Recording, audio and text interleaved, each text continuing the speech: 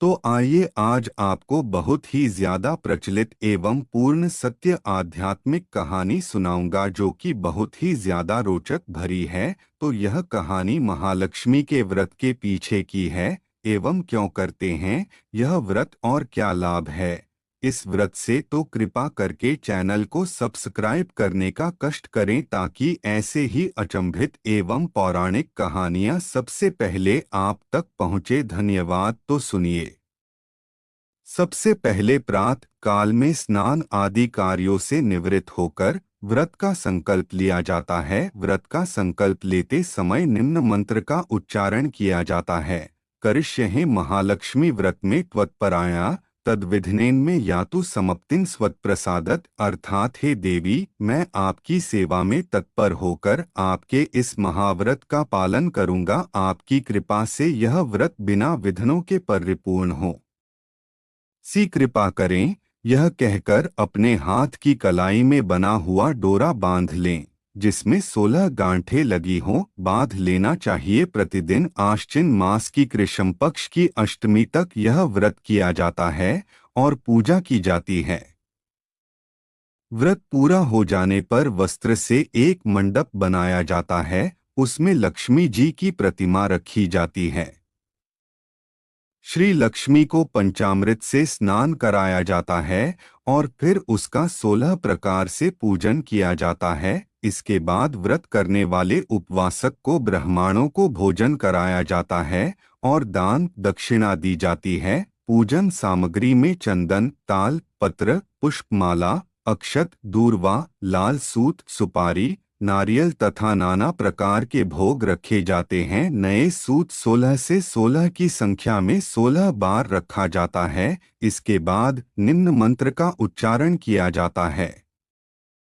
क्षीरोदार्णव संभूता लक्ष्मीश्चंद्र सहोदरा व्रतोनानेत संतुष्टा भवताद विष्णु बल्लभा, अर्थात क्षीर सागर से प्रकट हुई लक्ष्मी जी चंद्रमा की सहोदर श्री विष्णु वल्लभा महालक्ष्मी इस व्रत से संतुष्ट हो। इसके बाद 4 ब्राह्मण और 16 ब्राह्मणियों को भोजन करना चाहिए। इस प्रकार यह व्रत पूरा होता है।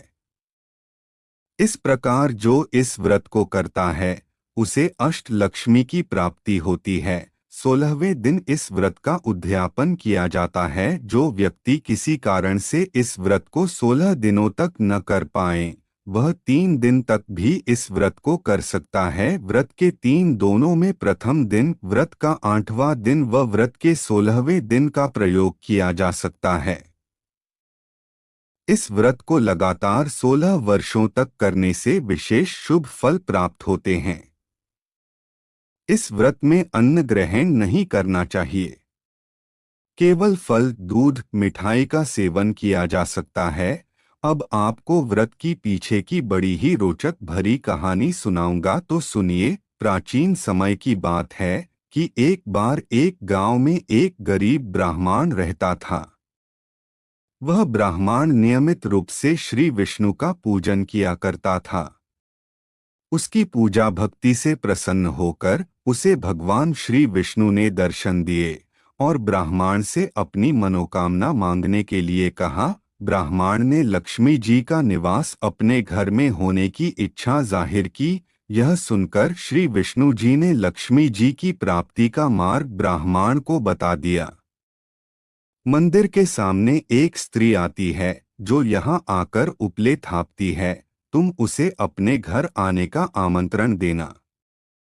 वह स्त्री ही देवी लक्ष्मी है। देवी लक्ष्मी जी के तुम्हारे घर आने के बाद तुम्हारा घर धन और धान्य से भर जाएगा। यह कहकर श्री विष्णु जी चले गए। अगले दिन वह सुबह 4 बजे ही वह मंदिर के सामने बैठ गया। लक्ष्मी जी उपले थापने के लिए आईं, तो ब्राह्मण ने उनसे अपने घर आने का निवेदन किया। ब्राह्मण की बात सुनकर लक्ष्मी जी समझ गई कि यह सब विष्णु जी के कहने से हुआ है। लक्ष्मी जी ने ब्राह्मण से कहा कि तुम महालक्ष्मी व्रत करो। 16 दिनों तक व्रत करने और 16वें दिन रात्रि को चंद्रमा को अर्घ्य देने से तुम्हारा मनोरथ पूरा होगा। ब्राह्मण ने देवी के कहे अनुसार व्रत और पूजन किया और देवी को उत्तर दिशा की ओर मुंह करके पुकारा। लक्ष्मी जी ने अपना वचन पूरा किया।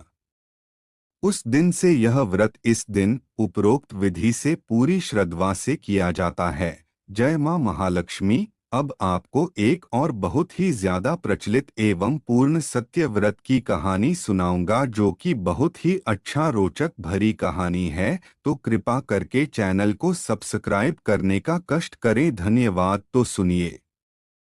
कार्तिक माह की शुक्ल पक्ष की एकादशी को देवोठनी एकादशी कहा जाता है। इसे देवोत्थान एकादशी, देवोठनी ग्यारस, प्रबोधिनी एकादशी आदि नामों से भी जाना जाता है। एक राजा के राज्य में सभी लोग एकादशी का व्रत रखते थे। प्रजा तथा नौकर चाकरों से लेकर पशुओं तक को एकादशी के दिन अन्न नहीं दिया जाता है। एक दिन किसी दूसरे राज्य का एक व्यक्ति राजा के पास आकर बोला, महाराज, कृपा करके मुझे नौकरी पर रख लें। तब राजा ने उसके सामने एक शर्त रखी कि ठीक है, रख लेते हैं, किंतु रोज तो तुम्हें खाने को सब कुछ मिलेगा, पर एकादशी को अन्न नहीं मिलेगा।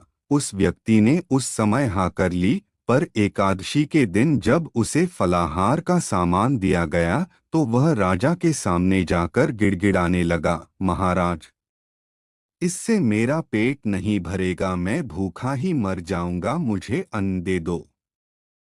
राजा ने उसे शर्त की बात याद दिलाई, पर वह अन्न छोड़ने को राजी नहीं हुआ। तब राजा ने उसे आटा दाल चावल आदि दिए। वह नित्य की तरह नदी पर पहुंचा और स्नान कर भोजन पकाने लगा। जब भोजन बन गया तो वह भगवान को बुलाने लगा, आओ भगवान, भोजन तैयार है। 15 दिन बाद अगली एकादशी को वह राजा से कहने लगा कि महाराज, मुझे दुगुना सामान दीजिए। उस दिन तो मैं भूखा ही रह गया। राजा ने कारण पूछा तो उसने बताया कि हमारे साथ भगवान भी खाते हैं, इसीलिए हम दोनों के लिए ये सामान पूरा नहीं होता। बुलाने पर पीतांबर धारण किए भगवान चतुर्भुज रूप में आ पहुँचे तथा प्रेम से उसके साथ भोजन करने लगे। भोजनादि करके भगवान अंतर्धान हो गए तथा वह अपने काम पर चला गया। 15 दिन बाद अगली एकादशी को वह राजा से कहने लगा कि महाराज, मुझे दुगुना सामान दीजिए। उस दिन तो मैं भूखा ही रह गया। राजा ने कारण पूछा तो उसने बताया कि हमारे साथ भगवान भी खाते हैं, इसीलिए हम दोनों के लिए ये सामान पूरा नहीं होता। यह सुनकर राजा को बड़ा आश्चर्य हुआ। वह बोला, मैं नहीं मान सकता कि भगवान तुम्हारे साथ खाते हैं। मैं तो इतना व्रत रखता हूँ, पूजा करता हूँ, पर भगवान ने मुझे कभी दर्शन नहीं दिए। राजा की बात सुनकर वह बोला, महाराज, यदि विश्वास न हो तो साथ चलकर देख ले। राजा एक पेड़ के पीछे छिपकर बैठ गया। उस व्यक्ति ने भोजन बनाया तथा भगवान को शाम तक पुकारता रहा, परंतु भगवान न आए। अंत में उसने कहा, हे भगवान, यदि आप नहीं आए तो मैं नदी में कूदकर प्राण त्याग दूंगा। लेकिन भगवान नहीं आए। तब वह प्राण त्यागने के उद्देश्य से नदी की तरफ बढ़ा। प्राण त्यागने का उसका दृढ़ इरादा जान शीघ्र ही भगवान ने प्रकट होकर उसे रोक लिया और साथ बैठकर भोजन करने लगे। खा पीकर वे उसे अपने विमान में बिठाकर अपने धाम ले गए। ऐसी ही अच्छी कहानी देखने के लिए हमारे चैनल को सब्सक्राइब करें तथा बेल आइकन को दबाएं ताकि नई कहानी आप तक सबसे पहले पहुंचे। धन्यवाद।